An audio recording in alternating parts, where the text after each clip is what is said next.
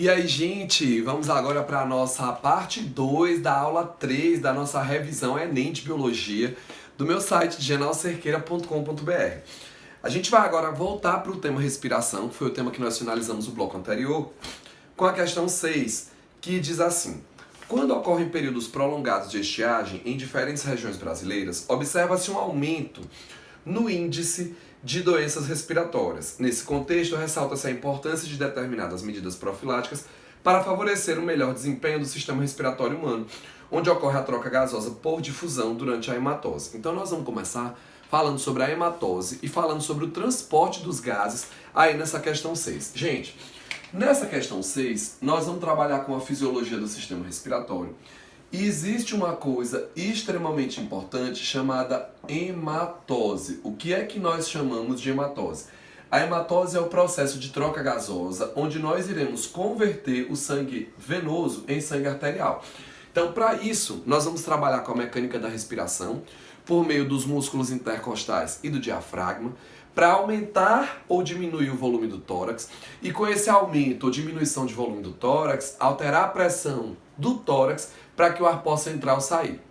Na expiração, movimento de entrada do ar, contraímos os intercostais, contraímos o diafragma para aumentar o volume do tórax, permitindo que o ar entre por meio da redução da pressão intratorácica. Na hora da expiração, relaxa os intercostais e o diafragma, fazendo com que a pressão intratorácica aumente e eu coloque esse ar para fora em função do aumento de pressão. Então, na mecânica da respiração, a gente trabalha com intercostais e diafragma. Diafragma que é um músculo exclusivo de mamíferos. Gente, o ar vai passar pelo nariz, pela faringe, laringe, onde estão as pregas vocais, traqueia, passa pelos brônquios, penetra nos pulmões direito e esquerdo, passa pelos bronquíolos até chegar ao alvéolo pulmonar. No alvéolo pulmonar, o que é que nós vamos encontrar? Nós temos um pulmão alveolar, que é um pulmão rico em estruturas saculiformes, né? Aqui nós vamos encontrar o alvéolo. Esse alvéolo é onde ocorre a troca gasosa e para isso eu vou ter que ter a passagem de capilares alveolares que estão trazendo um sangue que nós vamos classificar como sangue venoso. Então, esse sangue que chega venoso é um sangue que vai chegar a gente rico em dióxido de carbono. Esse sangue que chega rico em dióxido de carbono, ele vai passar por um processo onde ele vai liberar esse dióxido de carbono e vai transformar-se em sangue arterial. É esse o objetivo da hematose, fazer a troca gasosa. Mas a gente precisa entender que nós vamos estar trabalhando com O2, tá aqui a estrutura do oxigênio, e nós vamos estar trabalhando com o dióxido de carbono. Todos dois componentes o que, gente? Apolares. Componentes apolares atravessam a membrana por meio de difusão. Mas o ar que eu inspiro, ele traz 21% de oxigênio, essa é a sua pressão parcial. E o ar, gente, que a gente vai expirar, ele contém 19% de oxigênio. Percebam que eu vou pegar pouco. Se eu aumento em altitude o ambiente em que eu vivo, a disponibilidade de oxigênio vai diminuindo porque o ar fica rarefeito. Aí eu vou conseguir pegar menos oxigênio. Para compensar isso, já comentamos na questão anterior, aumentamos a quantidade de hemácias, porque lá na altitude as hemácias pegam menos oxigênio em função da baixa disponibilidade. Gente, o que é a hematose? É a troca gasosa que vai acontecer aqui, ó. O dióxido de carbono, ele sai do sangue por difusão simples para o ar alveolar, ou seja, ele é muito mais concentrado no capilar sanguíneo do que no alveolar, por isso que eu vou ter difusão, diferente do oxigênio que vai sair de onde está mais concentrado no ar alveolar para onde está menos concentrado, que é o sangue, transformando o sangue venoso em sangue arterial, tá? O que a gente tem que entender? As questões cobram da gente o transporte dos gases. E nós vamos ter que dar conta desse transporte de gases para entender direitinho o que vai estar acontecendo aqui.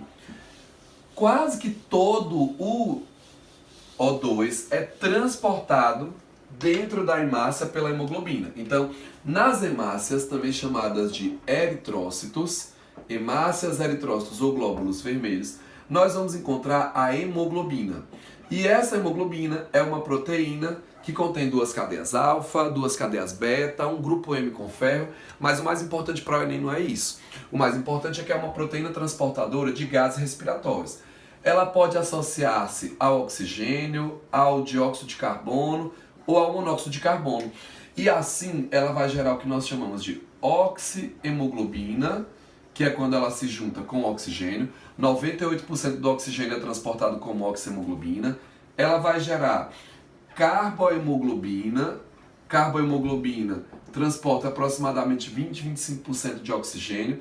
E ela pode gerar, gente, a carboxihemoglobina.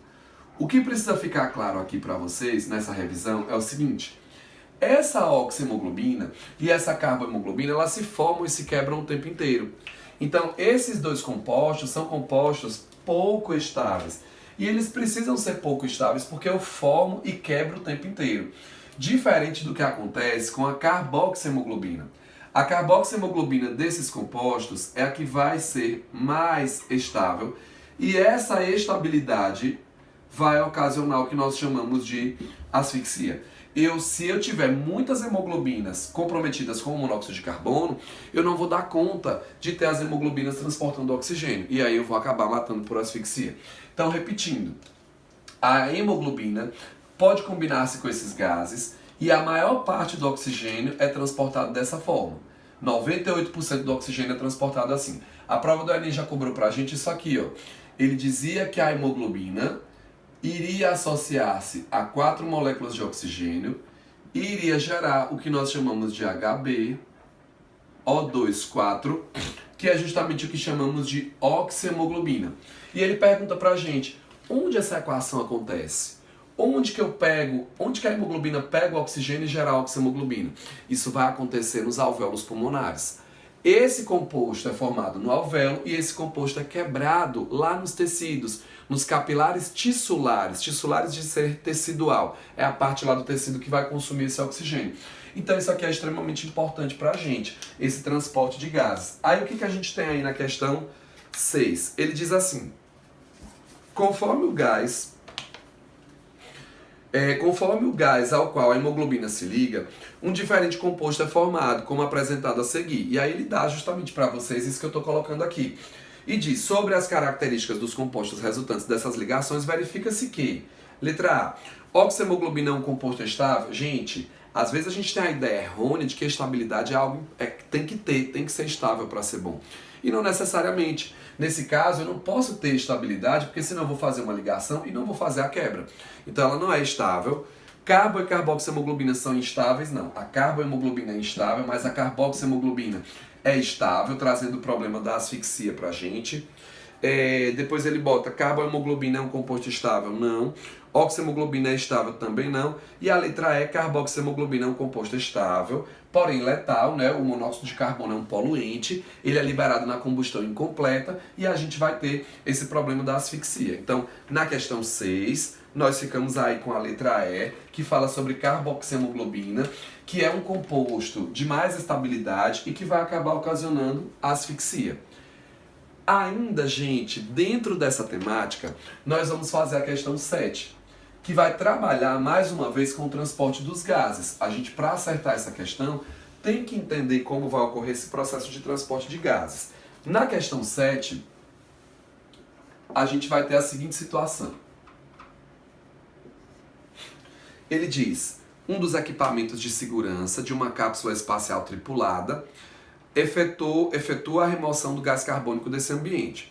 Admita que após um acidente, esse equipamento tenha deixado de funcionar e observe as curvas. Ele vai trabalhar sobre a influência do CO2 no nosso corpo. E aí eu queria que vocês entendessem que o dióxido de carbono é um composto binário, onde o elemento mais eletronegativo é o oxigênio e por isso ele é considerado um óxido. Ele não é qualquer óxido, ele é um óxido ácido. Ele não é qualquer óxido, ele é um óxido ácido. Esse óxido ácido, ele vai ser transportado no nosso corpo como CO2, cerca de 3 a 5%, como carbohemoglobina, que é um composto instável, 20 a 25%, e 70% como HCO3-, que é o íon bicarbonato. O que a gente precisa entender? Que esse íon, para se formar, ele depende de uma equação. O que é que vai acontecer? Nós vamos ter aqui o seguinte, nós vamos encontrar aqui, ó, o dióxido de carbono, ele vai associar com a água. Isso aqui vai acabar gerando para a gente o H2CO3, que é o ácido carbônico, que em meio aquoso, os ácidos de arrênio fazem o que, gente? Eles vão sofrer ionização e vão liberar H+, e HCO3-. Eu preciso dominar isso aqui com vocês. Olha o que vai acontecer. Essa equação é a equação de formação do HCO3-, que é o bicarbonato. O que eu quero que vocês entendam? A principal forma de transporte do dióxido de carbono é o bicarbonato. Só que esse bicarbonato, a gente precisa deixar claro que ele é formado nas hemácias. Ele é formado nas hemácias. Aí você vai perguntar por que ele é formado nas hemácias, gente. Ele é formado nas hemácias porque lá nas hemácias nós vamos encontrar a enzima que é capaz de catalisar esse processo. Lá nas hemácias nós vamos encontrar uma enzima chamada anidrase carbônica. Gente, essa anidrase carbônica é a enzima responsável pela formação do HCO3-, mas ele é formado nas hemácias e ele é transportado no plasma sanguíneo. Ele é transportado no plasma. Então, enquanto a maior parte do oxigênio é transportado dentro da hemácia, a maior parte do dióxido de carbono, mais de 70% dele, vai ser transportado onde? No plasma sanguíneo como íon bicarbonato. Gente, é importante vocês entenderem o seguinte: quando a gente entra em atividades físicas, o nosso corpo tem uma redução na questão do oxigênio que está sendo solto, né? Na verdade, a gente vai ter uma redução do O2 porque está sendo consumido e um aumento do dióxido de carbono pela atividade metabólica da respiração. O que vai acontecer? Nesse momento, a gente altera esse equilíbrio químico aqui. Uma das coisas que eu posso fazer para alterar o equilíbrio é mexer na concentração. E aumentando a concentração de CO2, eu desloco esse equilíbrio para a formação do H2CO3, que é o ácido, e eu acabo aumentando a concentração de CO2. Quer dizer, eu acabo aumentando a concentração de H+, e HCO3-. Isso aqui vai ter uma influência direta sobre o nosso pH. Como é que a gente faz o cálculo? Como é que a gente faz o cálculo do pH? O pH é o colog da concentração de H+. Então, por exemplo, se eu tiver uma concentração de 10 a menos 9, o meu pH é quanto, gente? Meu pH é 9. Se eu tiver uma concentração de 10 a menos 9, o meu pH é 9. Se eu tiver uma concentração de 10 a menos 8, o meu pH é 8. Eu continuo sendo básico, mas ao aumentar a concentração de H+, o meu pH diminuiu. Aonde eu quero chegar com vocês? Quando a gente trabalha com pH, o pH do sangue, ele muda pouco, porque ele é uma solução tamponada. Eu tenho esse pH em repouso, que ele tem um valor, e eu tenho esse pH em atividade física. Olha o que eu quero de vocês. Em repouso, esse pH, gente, é um pH 7,4. Em atividade física, ele cai para 7,36. E isso aqui é um fenômeno que nós chamamos de acidose. Essa acidose aqui é o que vai ser responsável por estimular o bulbo, gente. O bulbo é o nosso centro cardiorrespiratório. Então, quando eu entro em atividade física, apesar de a respiração ser um processo involuntário, eu vou aumentar a minha frequência cardiorrespiratória em função dessa acidose. Então, o pH do sangue em atividade cai. Por quê? Porque eu aumentei a concentração de H+. Por que eu fiz essa informação? Por que eu trouxe isso aqui? Para mostrar a vocês como que a gente faz o controle da respiração e para vocês entenderem que num túnel fechado com aumento de CO2, numa cápsula espacial sem a remoção de CO2, eu estou aumentando o CO2, aumentando a concentração de H2CO3 e gerando mais H+. Ou seja, quando ele pergunta para a gente, nessa questão 7, ele diz: a curva que representa a tendência do que deve ter ocorrido após o acidente com o pH sanguíneo dos tripulantes vai ser identificado por Z, que é a única curva inquérito. Então, ó, 10 a menos 8 é maior que 10 a menos 9, porém o pH é menor. O que eu quero que você entenda? Aumentando a concentração de H+, o pH desce. E às vezes o meio fica menos básico, ele fica mais ácido, mas ele continua básico. Ele era levemente básico e continuou básico, mas ele teve uma pequena queda e essa acidose é o que vai fazer o bulbo aumentar a frequência cardiorrespiratória. Então lembre, gente, o oxigênio, a maior parte dele é transportado onde? Dentro da hemácia. Já a maior parte do dióxido de carbono é transportado como HCO3-. Lembrando que esse HCO3-, ele é formado nas hemácias pela anidrase carbônica e ele é transportado no plasma sanguíneo. A gente não pode esquecer. Então, nessa questão 7, nós ficamos aí com a letra D de dado, tá? Ainda na temática de fisiologia humana, que é a temática da nossa aula de hoje, nós vamos trabalhar aqui com a questão 8, que vai trazer pra gente outras informações. Quais são essas informações da questão 8? Olha o que nós vamos ter aqui. Nessa questão 8,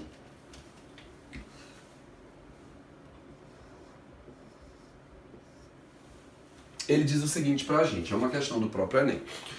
Sobre a parte de sistema urinário, o Enem não cobrou o nome dos hormônios, mas ele cobrou pra gente a situação. Entender o que aconteceu, se eu vou urinar mais, se eu vou urinar menos, ou seja, entender o processo diante daquilo ali. Aqui caiu assim. Durante uma expedição, um grupo de estudantes perdeu-se de seu guia. Ao longo do dia em que esse grupo estava perdido, sem água e debaixo de sol, os estudantes passaram a sentir cada vez mais sede. Consequentemente, o sistema excretor desses indivíduos teve um acréscimo de um de seus processos funcionais. Nessa situação, gente, quando a gente vai trabalhar com a produção de urina ela é feita pelo néfron. E o néfron é um componente do sistema excretor. Na hora de produzir a urina, nós temos um evento chamado filtração, onde a gente expulsa parte do plasma sanguíneo. O que é que não sai nessa filtração? Aquilo que é grande. Então, proteínas, lipídios e elementos figurados como plaquetas, hemácias e glóbulos brancos não saem. Mas num dia a gente produz 180 litros de filtrado para sobrar apenas 2 litros de urina, ou seja, boa parte disso sofre reabsorção. E nessa reabsorção eu vou absorver as coisas que são úteis. Quando uma pessoa tem falência renal, ou o rim não funciona bem, ele vai participar do processo de hemodiálise. Nesse mecanismo de hemodiálise, qual é o nosso objetivo? Fazer o papel que o rim não faria. Só que o rim consegue jogar as coisas fora e reabsorver o que é útil. Na hemodiálise eu consigo jogar as coisas fora, mas eu também vou perder muitas coisas que são úteis porque eu não consigo fazer essa reabsorção. E nós vamos ter por último, gente, a secreção tubular.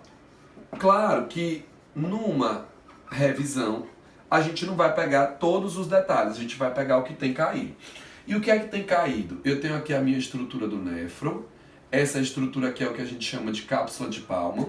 A gente tem o túbulo contorcido proximal, a gente tem aqui a alça de Henle ou alça néfrica, com o ramo descendente e o ramo ascendente. Nós temos o túbulo contorcido distal e temos aqui o duto coletor. Dentro dessa temática, eu quero chamar a atenção de vocês para o seguinte. Eu venho com a arteríola aferente, trazendo o sangue para dentro do glomérulo e eu vou expulsar, por uma diferença de pressão, o que nós chamamos de filtrado. E esse filtrado é capturado pela cápsula de Bowman. Esse filtrado, gente, ainda tem muita coisa útil. Tem glicose, tem aminoácidos, tem um monte de coisa. E 85% disso já é reabsorvido no túbulo contorcido proximal. No ramo descendente eu vou absorver sais e água. No ramo ascendente eu tenho um movimento de íons, porque ele é impermeável à água. E aqui eu faço o controle de sais minerais, eu secreto alguma substância que eu ainda tenho que eliminar. Mas o ponto que eu quero para essa questão é esse. Nessa região aqui, nós podemos ter a ação de um hormônio que chama ADH. Esse hormônio ADH é produzido pelo hipotálamo. Ele é armazenado na neurohipófise e ele é liberado, gente, quando a pressão osmótica do sangue sobe. Quando a pressão osmótica, pressão osmótica não é pressão arterial. Quando a pressão osmótica do sangue sobe, ou seja, quando o sangue está mais concentrado, o meu corpo entende que o dia está quente, então eu perdi muita água na sudorese e que eu bebi pouca água. Gente, se eu bebi pouca água, como é esse caso da questão, ou está um dia mais quente e eu perdi muita água na sudorese, a concentração do meu sangue ela vai aumentar, ou seja, a pressão osmótica do meu sangue aumenta e eu começo a liberar o ADH. Repetindo, o ADH é esse que foi produzido no hipotálamo e armazenado e secretado pela neurohipófise. Gente, essa parte aqui, que é o túbulo contorcido distal e o duto coletor do néfron, essas partes elas apresentam permeabilidade variável à água, ou seja, elas podem absorver mais ou absorver menos. Eu quero aproveitar para destacar duas coisas com vocês. Uma dessas duas coisas é o álcool. Eu quero aproveitar para destacar duas coisas com vocês para ficar claro a ação do ADH. Uma é o álcool. E a outra é um caso chamado diabetes insípida. Gente, no caso do álcool, ele inibe a liberação do ADH. Agora você não vai errar mais. Quando as pessoas ingerem bebidas alcoólicas, as pessoas urinam o quê? Mais. Quando essas pessoas urinam mais, é por quê? Porque o ADH não está sendo produzido, ele não está atuando aqui. Qual é o papel do ADH aqui, gente? Quando o ADH atua no túbulo contorcido distal e no duto coletor, o ADH aumenta a quantidade de uma proteína chamada aquaporina. Quando ele aumenta a quantidade dessas aquaporinas, o que acontece? A gente começa a reabsorver cada vez mais água. Gente, se eu estou tirando essa água de dentro do néfron, é porque eu vou produzir menos urina. O meu sangue vai sair, minha urina vai sair mais concentrada. Só que esse hormônio chamado antidiurético, diurese é urinar, é micção. Se eu estou usando um antidiurético, eu vou reter esse líquido. O meu corpo vai reter mais líquido. E esse antidiurético aqui aumenta o volume do sangue. Por isso ele é chamado de antidiurético ou vasopressina, porque a pressão arterial no sangue vai aumentar, já que o volume de sangue está aumentando. Gente, ele não te cobrou todos os nomes, mas ele queria que você entendesse que se eu beber pouca água, eu vou ter a pressão osmótica do meu sangue aumentando e eu vou liberar mais ADH para reter mais água. Vale destacar aqui, o álcool inibe a liberação do ADH, por isso eu vou urinar mais. E uma disfunção envolvendo o ADH é o caso de diabetes insípida. Em diabetes insípida, eu não produzo ADH e, dentre outras coisas, eu tenho um quadro de poliuria. Poliúria ou poliuria é quando a gente tem o quê? 20 litros de urina por dia, por exemplo. Não confundir com glicosúria. O que é glicosúria? Se porventura na sua prova aparecer a situação relacionada à glicosúria, a gente vai entender o seguinte. Quando eu digo glicosúria, eu estou dizendo que existe glicose na urina. Neste caso, a gente está diante de uma situação que envolve diabetes mellitus. Por quê? O que foi que eu disse para vocês? Que aqui eu boto para fora parte do plasma e reabsorvo o que é útil. Eu tenho que reabsorver 100% da glicose. Eu gasto energia no transporte ativo para isso. Mas se a glicose estiver em excesso, porque eu tenho diabetes, eu não dou conta de reabsorvê-la. Se eu não dou conta de reabsorvê-la, parte dessa glicose vai ser perdida na minha urina, porque se ela está em excesso, ela se torna excreta, tá? Então, gente, voltando para a questão, ele diz assim: ao longo do dia, esse grupo estava perdido, sem água e debaixo do sol. Gente, nessa situação, o sistema excretor dos estudantes aumentou a filtração? De forma alguma. Não tem como aumentar a filtração nesse sentido. Produziu maior volume de urina? Não, porque como eles liberaram mais ADH, vai produzir menor volume de urina. Produzir urina com menos ureia? Não, vai produzir uma urina mais concentrada, porque se eu estou retendo água, né, não faz sentido. Produzir urina com maior concentração de sais. Essa é a nossa resposta, porque liberei muito ADH, fiz uma retenção grande de água, não dei conta de fazer, de liberar a água que deveria. A urina vai sair concentrada. Isso que a gente tem. Dentro desse mesmo raciocínio, nós vamos agora para a questão 9, que fala também sobre essa parte urinária dentro dessa perspectiva do ADH. Olha o que nós temos. O consumo de alimentos do ADH, não, de sais e água, né?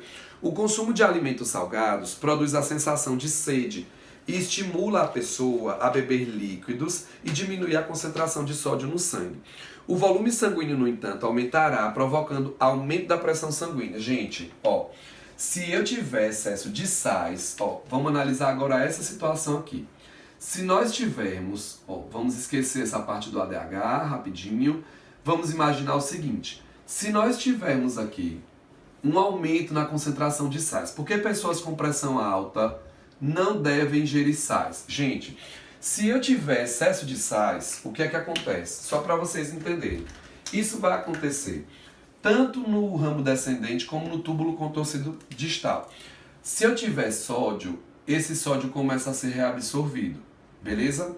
Quando o sódio vem, junto com ele, vem o cloro. Sódio e cloro juntos são solutos. Eles vão aumentar a pressão osmótica do sangue e o sangue acaba cada vez atraindo mais água. Gente, se o sangue acaba cada vez atraindo mais água, o que é que vai acontecer?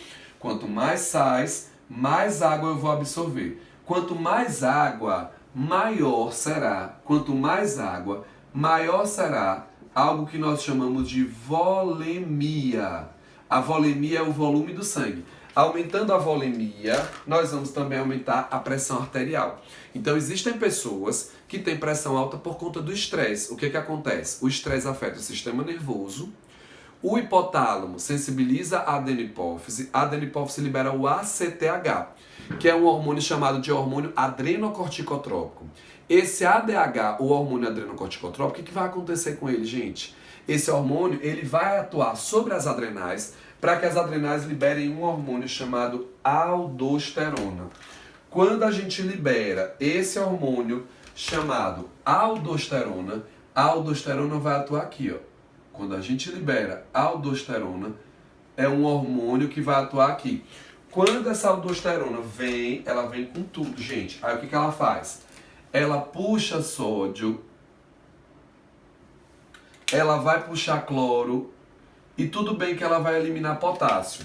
Mas com isso aqui a gente acaba o quê? Atraindo cada vez mais água. E aí a volemia aumenta e a pressão também aumenta, beleza? Então a gente não pode esquecer desse detalhe da relação de sais com água. Óbvio, se o Enem vier como vem, ele não vai lhe cobrar o detalhe, mas entenda que o sal é soluto, mais sal no meu sangue eu vou atrair mais água, o volume do sangue aumenta a pressão também.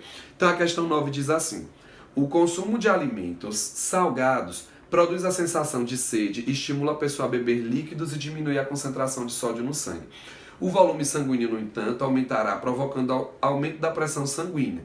Para que isso não aconteça, o reequilíbrio do volume sanguíneo ao nível normal é restabelecido devido a... Gente, neste caso, eu estou com a sensação de sede e, na verdade, ele está me dizendo que tem uma pressão aumentada. Para eu diminuir essa pressão, o que eu deveria fazer? Aumentar a produção de renina? Não. A renina é um hormônio que, quando liberado, ele é liberado pelos rins em situação de pressão baixa. A renina vai ativar a angiotensina, que está como angiotensinogênio, e a angiotensina estimula a liberação de aldosterona, que iria aumentar ainda mais a pressão.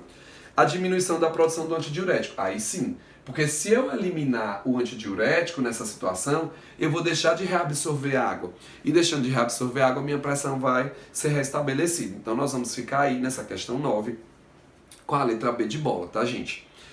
Bom, os outros eu não vou discutir porque já falei para vocês. Para complementar, para fazer o fechamento, existe uma cascata chamada renina, angiotensina, aldosterona. Quando a pressão cai, os rins recebem menos sangue e eles liberam a renina. A renina vai para o sangue e converte o angiotensinogênio em angiotensina 1, que vai ser convertida por uma substância liberada pelos pulmões em angiotensina 2. Dentre outras coisas, o que é que a angiotensina faz? Gente, lembra, a pressão estava baixa.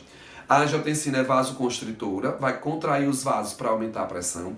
E a angiotensina vai estimular a liberação de aldosterona, que vai reter sódio, cloro e, consequentemente, água. Então, esse é o raciocínio envolvido aí na nossa questão 9, tá? As questões de fisiologia humana envolvendo isso vieram muito simples até hoje. Mas a gente precisa entender que na prova eu vou ter 25% de questões fáceis, 50% de questões médias e 25% de questões difíceis. Então, para isso, a gente tem que ter o entendimento do processo e estar preparado para tudo. Para no dia da prova olhar para o fiscal e chamar para a festa, já dizer a vaga é minha, tá, gente? Então, agora, nós vamos para uma próxima questão, que é uma questão muito importante, que fala sobre uma coisa que já caiu na prova do Enem, que são os processos fisiológicos relacionados à glicemia. Então agora, gente, nós vamos falar na questão 10 sobre o metabolismo da glicose. Veja o que a gente tem.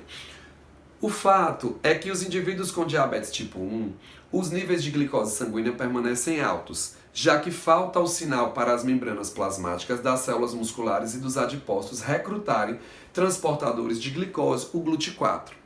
Assim mantém-se como barreiras de baixíssima permeabilidade à glicose e se estabelece um interessante quadro metabólico. O quadro é um paradoxal contraste entre fome celular e relação à fartura do organismo.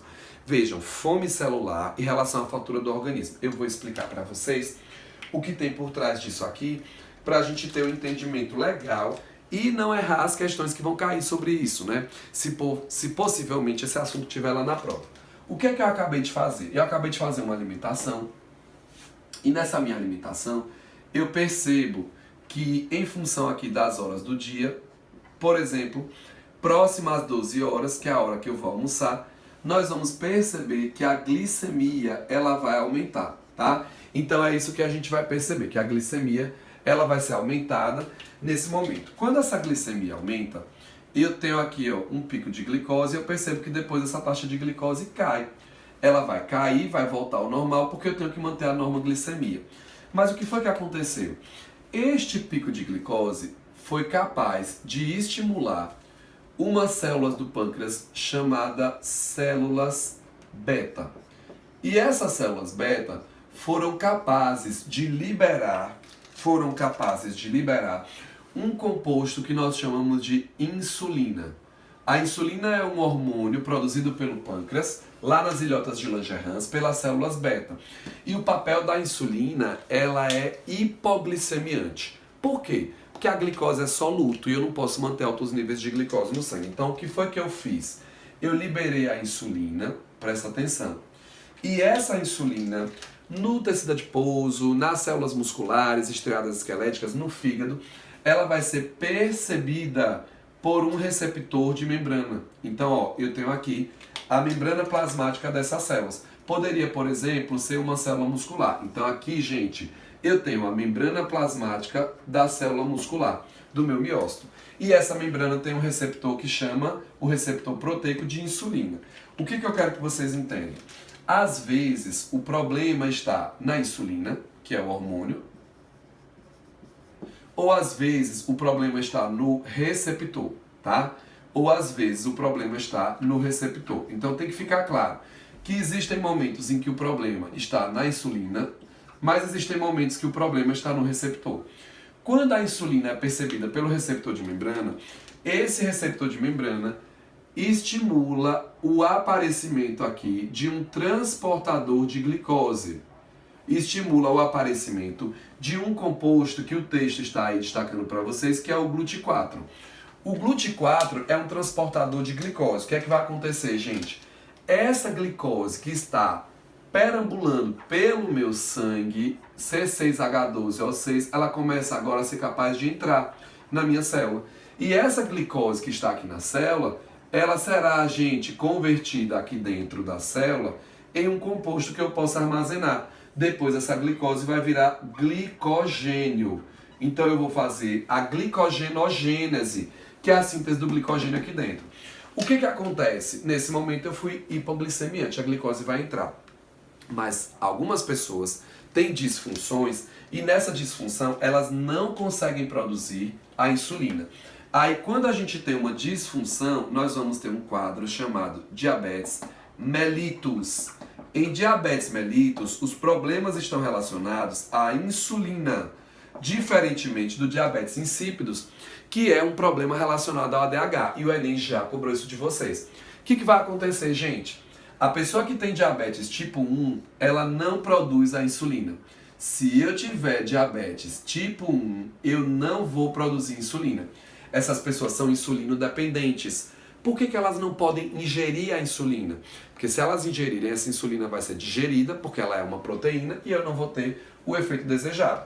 Mas às vezes as pessoas, principalmente pessoas obesas, né, por um excesso de gordura no corpo, acabam tendo uma síndrome metabólica que interfere na síntese do receptor.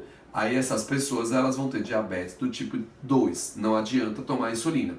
O nível de diabetes tipo 2 na população humana tem crescido principalmente entre os jovens, porque geralmente essa é a diabetes jovial e essa é tardia, mas essa tem aumentado entre os jovens, principalmente na infância, por conta da obesidade infantil, tá? Então, gente, essa é a última questão dessa parte 2 da nossa aula 3, que diz assim: o sinal mencionado no texto, responsável pela hiperglicemia presente em diabéticos tipo 1, não medicados, é a presença de quê, gente? Quem é esse sinal? É a insulina. Se eu tenho diabetes tipo 1, eu vou ter, olha, fartura, eu tenho muita glicose, mas as células estão famintas. E eu, como não consigo produzir a insulina, não consigo colocar o GLUT4 para que essa glicose entre. Então veja que paradoxo. Eu tenho muita glicose disponível, mas essa glicose não pode entrar.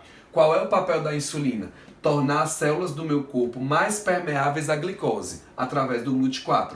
Esse é o papel, tá? Então a gente tem que lembrar disso. Isso, quando não ocorre de forma normal, a gente vai ter um quadro de diabetes mellitus, tá? Gente, então a questão 10, nós ficamos aí com a letra A. Lembrando que o glucagon, ele é hiperglicemiante, ele é produzido pelas células alfa, tá? Lá do meu pâncreas, das ilhotas de Langerhans. Lembrem também que nem toda célula precisa de insulina para absorver muita glicose. Os neurônios, por natureza, como tem uma alta atividade metabólica, sempre absorvem mais. A proteína transportadora do glicogênio não tem, a gente não citou, tá? O glicogênio é um polissacarídeo que vai ser produzido aqui dentro, depois que a glicose entra. Interferon é um mecanismo de defesa relacionado a vírus. A célula que está infectada por um vírus produz o interferon para que a outra célula seja avisada disso. O interferon não atua sobre o vírus. E o colesterol, né, é um componente de membrana que a gente já trabalhou na nossa aula 1. Então, questão 10, ficamos aí, gente, com a letra A.